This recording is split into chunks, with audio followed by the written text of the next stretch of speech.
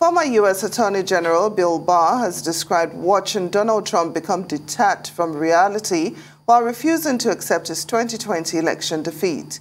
He and the former president's family members were among the latest witnesses heard by the committee that's investigating last year's deadly Capitol Hill attack.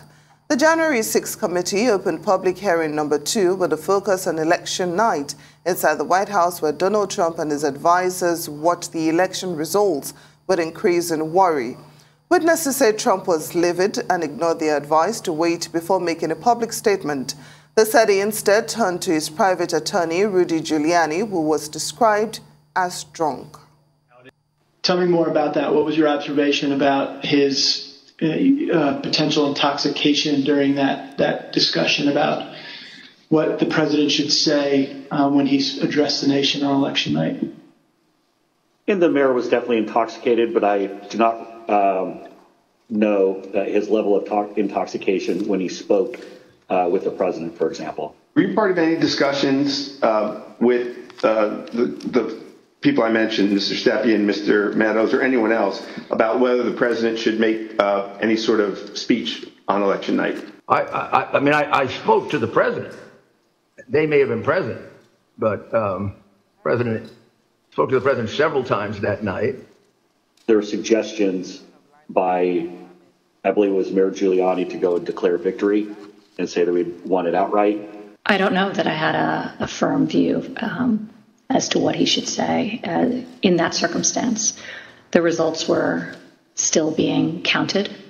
It was becoming clear that the race would not be called on election night. Right out of the box on election night, the president claimed that there was major fraud underway. I mean, this happened, as far as I could tell, before there was actually any potential of looking at evidence. And it seemed to be based on the dynamic that at the end of the evening, a lot of Democratic votes came in, which changed the vote counts in certain states. And that seemed to be the basis for this broad claim that there was major fraud. And I didn't think much of that because people had been talking for weeks and everyone understood for weeks that that was going to be what happened on election night. Arise U.S. correspondent Eric Ham joins us now for more on this. Thank you for joining us, Eric. It's day 2 of the hearings, and it took us inside the White House on election night. What exactly did we learn from everything that they presented?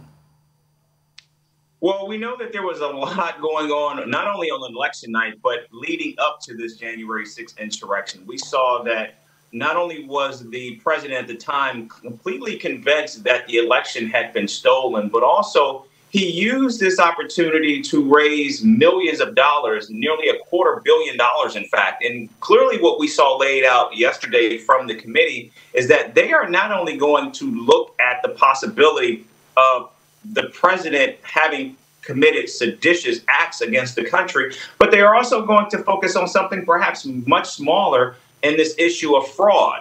I think what we saw when the claim that they raised this money and that the money did not even go to combat this issue of the president actually did not use any of these resources to combat what he found to be election fraud. And so I think what we saw was not only, again, the former president's inner circle using his words against him, but also using this information to build multiple cases of criminal activity by the president. And clearly what we're seeing here is more and more pressure being placed on the Justice Department to act.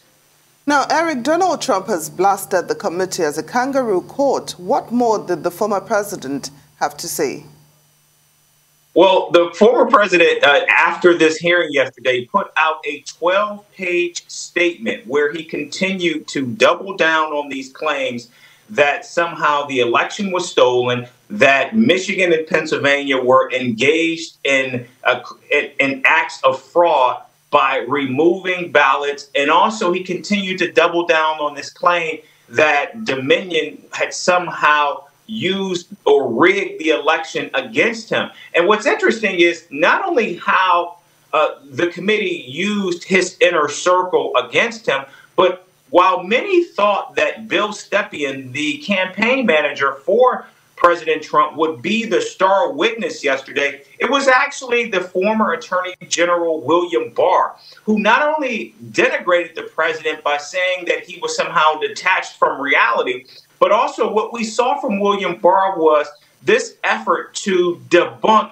every single aspect of the former president's claim that the election was rigged. He literally went through Pennsylvania, Michigan, and even cities in those states, such as Philadelphia and Detroit, saying that this election was not rigged. And so I think what we saw here was, again, the wide schism between the former president and his inner circle, and that's going to make it that much more difficult for the president and those who support the president, particularly in Congress, to continue to double down on this theory or this aspect that somehow the election was rigged. But what we're seeing is the president is continuing to use that as a major selling point heading into the all-important midterm elections this year. The picture is certainly becoming more clear now. How would you say the hearings are going down in the court of public opinion? Well, I think what we're seeing here is there are many who believe that the stagecraft that we're seeing from the committee is very different than anything that we have seen from a congressional committee. Not only are we seeing a committee that is focused solely on the former president, but also it's a very stark contrast because we're talking about a committee that is still at its heart, at its core, a legislative making body. And so, but what we're seeing here is a committee that is actually prosecuting a case, which is something it's not typically supposed to do. And so this is a committee that has said that they are going to provide recommendations when the time is right. But what we continue to see is a full-throated prosecution of the former president by a congressional committee, which begs the question, are we going to see an actual prosecution of the former president by the Department of Justice? Oh, that's an all-important question. Arise U.S. correspondent Eric Am, thanks so much for joining us on Newsday.